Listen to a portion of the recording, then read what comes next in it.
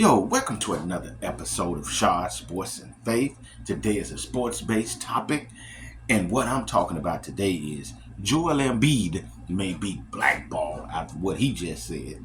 Yeah, you heard it. Joel Embiid might be blackballed after what he just said. Joel Embiid, what is he, about a five-time All-Star, one-time MVP, probably would have gotten MVP this year if he hadn't gotten injured. Joel Embiid, for some reason, always seemed to get injured. One of the top 5 players in the league, at the very least top 7. One of the best centers in the league, second to the best player in the NBA to me, which is no other than Nikola Jokic. Joel Embiid about 7'1", 7'2", about 280, 290, probably around 300. Really skilled in the post. Turnaround game with the turnaround fadeaway jumper, jump hook over either shoulder, spin moves, can handle the ball a little bit, sometimes handle it too much for me. Can shoot the mid-range real good, solid three-point shooter. I mean, good defender.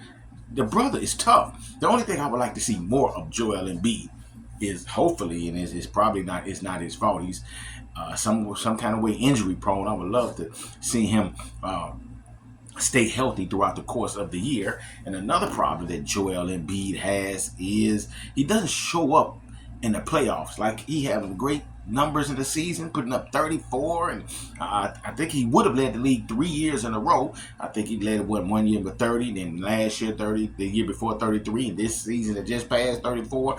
He would have if he wouldn't have got hurt. But during the playoffs, his numbers dipped to like 25.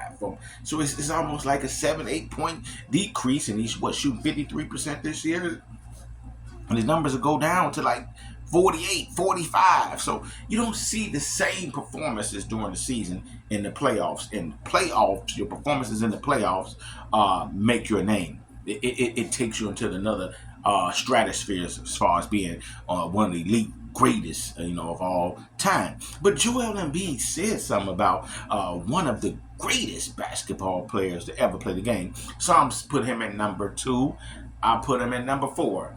But in this league, in this time, and it's amazing that this guy still has this power, you don't say what Joel Embiid said.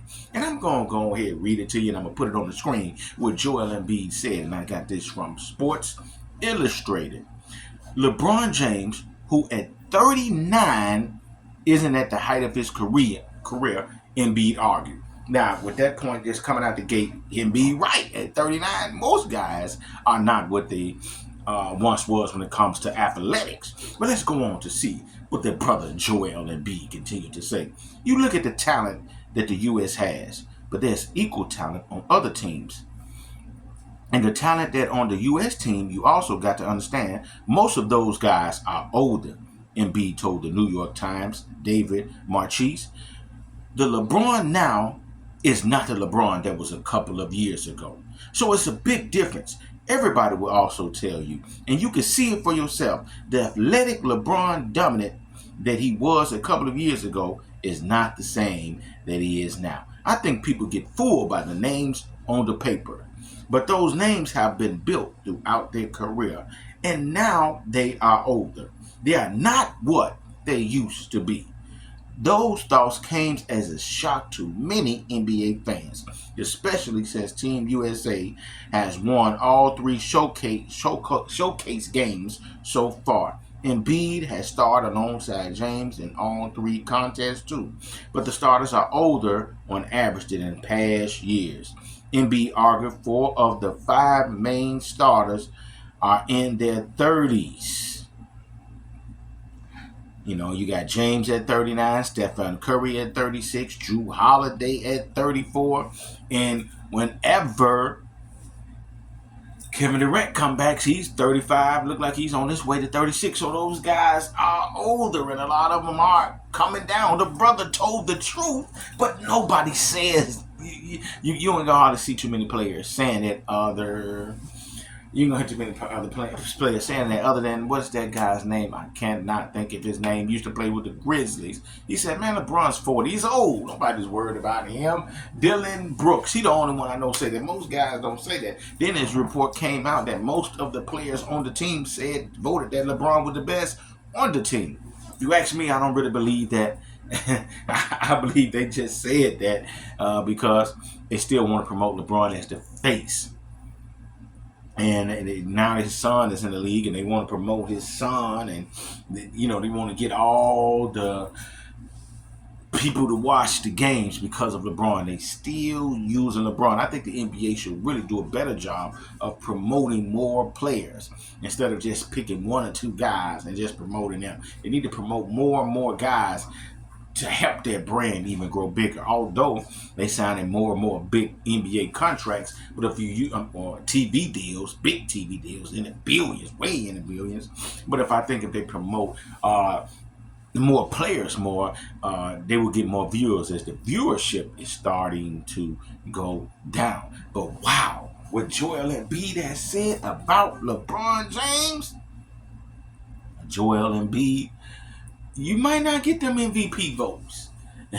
you might not get maybe some All NBA. They might try to start blackballing you a little bit because LeBron James, for some reason, has a whole lot of power because he is still promoting the NBA. You see, he get coaches fired, he get players kicked off team, he get his son on the team who, if you look at his numbers just throughout college, probably in high school, he didn't deserve it, but LeBron is using his power, and you saying something like that, boy, you got balls of steel.